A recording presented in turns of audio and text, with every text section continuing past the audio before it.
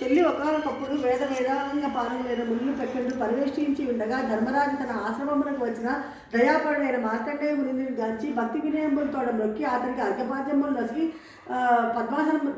దర్భాసనంపన కూర్చుండజేసి చేతులు జోడించుకొని నిలబడి వేడుక మీద ఆ మునిందుని కుశలం అడిగారు. మార్కండేయుడు తన క్షేమం మెరిగించి మౌనంతో ఊరుకుండను. అంతట ధర్మరాజు, మునీంద్ర, నా యందు కరుణ కలిగేని నేను ఒక కోరిక కోరెదను. లోకంబున స్త్రీలకు పుత్రపౌత్ర ప్రవృత్తి నొసగునదియు 10 నాలభీములు కలిగించినదియు అయిన ఒక వ్రతోత్తమమును ఆనతీయవలెనని అడగగా ఆ మునింద్రుడు ధర్మరాజునికి ఇట్లు నేను, ఓ నుపాల, మంచి ప్రశ్న అడిగితివి. ఇది లోకంపలకెల్లా మేలు కావాల్సినది. నీవు అడిగినట్టు వ్రతోత్తమం ఒకటి కలదు. ఆ వ్రతములు తొలి పెక్కుంటను పతివ్రత కాంతలు ఆచరించింది. సావిత్రి గౌరీ వ్రతం అని వ్రతం ఒకటి కలదు. అయ్యేది స్త్రీలకు పుత్రపౌత్ర సంపదను వసుకుంటుంది. దీని గురించి ఒక ఇతిహాసం కలదు. తొలి కృష్ణా తీరమున మంగళగిరి అని నృసింహస్వామి వెలై పట్టణం ఒకటి కలదు. అచ్చట ధర్మవర్మ ధర్మపరిపాలకుడు రాజు వసించుచుడను. అతనికి సకల శాస్త్రవేది ఒక పురోహితుడు గలడు. అతడు పెక్కు జన్మములు చేసి భార్యాపుత్రులతో కూడా సుగంపుగా ఉండను. ఆ సోమయాజి యొక్క ధర్మపత్ని గౌరీ పూజ చేయటంలో ఆసక్తి కలది. కావున సావిత్రి గౌరీ వ్రతం బట్టి 9 ఏళ్లు నోచుకుని ఉద్యాపనం చేయబోనదే నియమంతో నుండెను. ఆ సమయమున రాజభార్య ఆ సోమిదేవమ్మ యొక్క వ్రత నియమమును పరీక్షింపగోనదే గో బ్రాహ్మణాన్ని హింస చేసిన వారు పాపయోనులేందు పుట్టుతురని తెలిసియు ఆ గురుపుత్రులను చంపి గౌరీ వ్రతము ఉద్యాపన చేయించిన ఆ సోమిదేవమ్మ కడకు ఆ శిరములను పంపినది.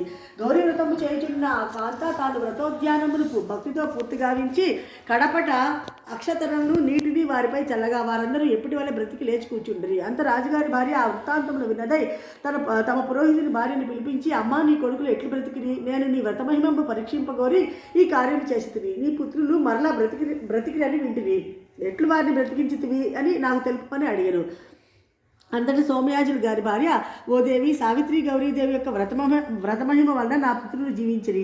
ఆ గౌరీ వ్రతం అంత గొప్పది అని చెప్పగా రాజుభార్య సోమిదేవమ్మను, ఓ దేవి, నీకు దయగలదేని ఈ నోము ఎప్పుడు చేయవలను, ఏ నెలలో, ఏ దినమున, ఏ రీతిగా చేయవలనో చెప్పుము అని అడిగాను. ఆ బ్రాహ్మణుని భార్య ఆ రాణికి అంతయు ఈ విధంగా చెప్పాను. ఓ రాణి, సూర్యుడు మకర రాశి యందు ప్రవేశించిన మర్నాడు కాకికూత వినబట్టకు ముందే లేచి నదీ తీరమునకు వెళ్ళి అతడ స్నానము గావించి నిత్యకృత్యములు తీర్చుకుని కుమ్మరి ఇంటికి వెళ్ళి కుమ్మరి అందున్న మంటిని తెచ్చి ఆ మంటితో సావిత్రి గౌరీదేవి ప్రతిమను చేసి దాని యందు ప్రాణప్రతిష్ఠ గావించి మౌనంబుతో నుండి ఆ వ్రతమును కల్పోక్త ప్రకారముగా గావించి కథ చెప్పుకొని 9 ముళ్ళు వేసిన తోరంపును కట్టుకొనవలను. ఈ రీతిగా 9 దినములు నోము నోచుకొని 9వ నాడు సాయంలో ఉద్వాసన చేయవలను. ఈలాగ్న 9 ఏళ్ళు నోము చేసి వ్రత పరిపూర్తికై ఉద్యాపనము చేయవలను.